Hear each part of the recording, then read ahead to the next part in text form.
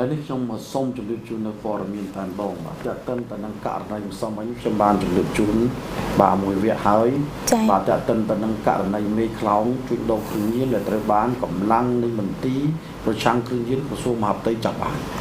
បាទហើយរសៀលថ្ងៃទី4ម្សិលមិញនេះដែរបាទត្រូវបានកម្លាំងសមត្ថកិច្ចបញ្ជូនជនសង្ស័យដែលពាក់ព័ន្ធទៅនឹងការជួញដូរគ្រឿងញៀនប្រមាណ7.5 គីឡូក្រាមហ្នឹងទៅកាន់តុលាការបាទសៀមសម័យនេះហើយក៏តុលាការសម្រេចឃុំខ្លួនមនុស្ស2នាក់សិនបាទដោយសារតែវេលានឹងវាតិចពេកបាទជូន2នាក់សិនហើយ5នាក់ហ្នឹងគឺនៅសួរនៅថ្ងៃនេះម្ដងទៀតដើម្បីរកចម្លើយពិតនិងស្វែងរកភស្តុតាងបន្ថែមទៀតដើម្បីដាក់បន្ទុកទៅលើបាទជនសង្ស័យនេះបាទ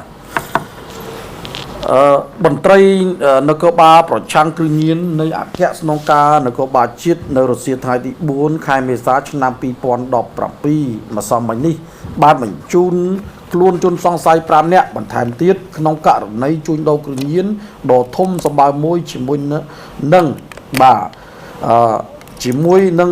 ថ្នាំញៀនជិត3 គីឡូក្រាមទៅកាន់សាលាដំបងរាជធានីភ្នំពេញដើម្បីចាត់ការទៅតាមផ្លូវច្បាប់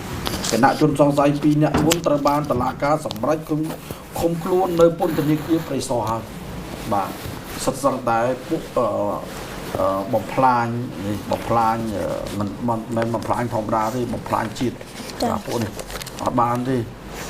បាទត្រូវបានបញ្ជូនទៅកាន់តុលាការហើយ2នាក់ត្រូវបានឃុំខ្លួនសិន2នាក់ណា5នាក់ត្រូវសួរឲ្យនេះបន្តទៀតបាទ2នាក់ចាប់បានដំបងនៅឯជើងឯកនោះ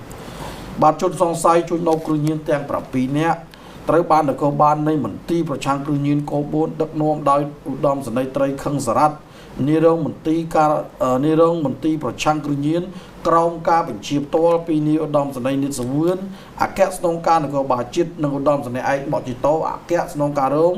បាទនគរបាលជាតិព្រមទាំងមានការចង្អុលបង្ហាញពីលោកឧត្តមសេនីយ៍ឯកខៀវសមនប្រធានមន្ទីរប្រឆាំងគ្រឿងញៀន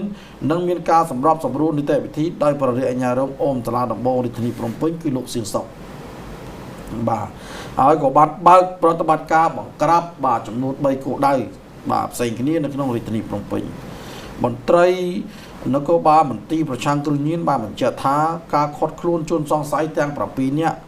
បាទខាងលើនេះមានស្រី3នាក់ក្នុងនោះជនជាតិចិនជនជាតិខ្មែរជនជាតិវៀតណាមបាទចាប់យកសារធាតុញៀនបាទទម្ងន់បាទជិត3 គីឡូក្រាមឯណោះក្នុងនោះមានហេរ៉ូអ៊ីនបាទមានមេដំហ្វេតាមីនបាទមានទាំងអេកស្ត្រាស៊ីល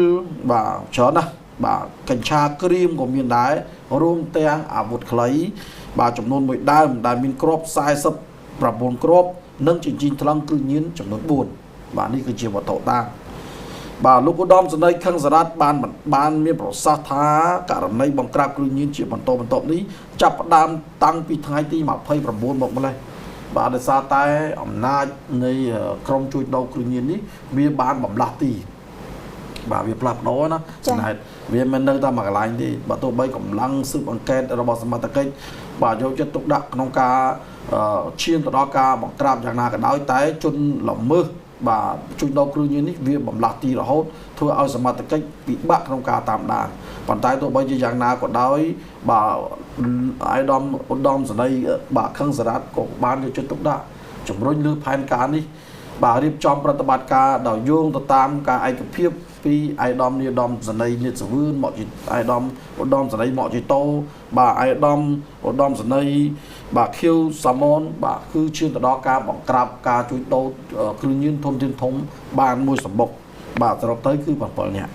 បាទមាន3ជនជាតិ3សាសបាទចិនក៏បានដែរខ្មែរយើងក៏បានដែរបាទវៀតណាមក៏បានដែរបាទប្រទេសកម្ពុជាមិនមែនងាយស្រួលប្រមាណសម្រាប់អស់លោកឬក៏សម្រាប់ពួកជនសង្គមងងឹតដើម្បីយក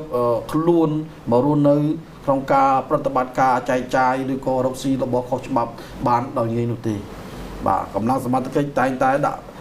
ការយាមកាមតាមគោលដៅនីមួយដើម្បីស៊ើបអង្កេតឈានទៅដល់ការបង្ក្រាបបាទជនសង្គមងងឹតទាំងនោះបាទដើម្បីយកទៅប្រន់ទាទោសបាទទោះបីមិនបានទាំងស្រុងក៏ពិតមែនតែយើងធ្វើរបៀបភ្លៀងរលឹមបាទជាជំហានបាទគីងគក់បាទម្ដងបន្តិចឈានទៅដល់ការបង្ក្រាបបានរហូតមកដល់ពេលនេះគឺសរុប7នាក់ហើយតម្រូវឲ្យ ពីអ្នកហ្នឹងគឺម្សិលមិញនេះគឺតឡាការសម្រាប់ឃុំខ្លួន2អ្នកហើយបាទនៅសល់5អ្នកគឺសួរនៅថ្ងៃនេះថ្ងៃទី5នេះតែម្ដងបាទសួរបន្តទៀតបាទបើយោងទៅតាមបាទប្រសាសន៍របស់លោកឧត្តមសន្នីខឹងសារ៉ាតបានបញ្ជាក់ទៀតថាជនសង្ស័យ2នាក់បានបង្ហាញតម្រុយបាទមេខ្លោងជួយដោគ្រឿងញៀនដែលឈានទៅដល់ការបង្ក្រាបនោះគឺបង្ក្រាបនៅម៉ោង 12:30 នាទីឈានចូលថ្ងៃទី1 ខែមេសាឆ្នាំ 2017 បាទនៅចំណុចបន្ទប់លេខ827ជាន់ទី8ខុនដូបរិយសែនសុខបាទអញ្ចឹងមានន័យថាពួកអស់លោកនេះបាទពួកបំផ្លាញបងប្អូនយើងយុវវ័យបាទតាមការប្រើប្រាស់ការចែកចាយការជួញដូរនេះបាទវាជួលខុនដូវានៅសត្វខុនដូមិនធម្មតាចាបាទខុនដូវាដើម្បីងាយស្រួលក្នុងការចែកចាយងាយស្រួលក្នុងការប្រើប្រាស់ដែលបពុរបស់វាហ្នឹងបាទនាំគ្នាប្រមូលផ្ដុំគ្នាតែម្ដង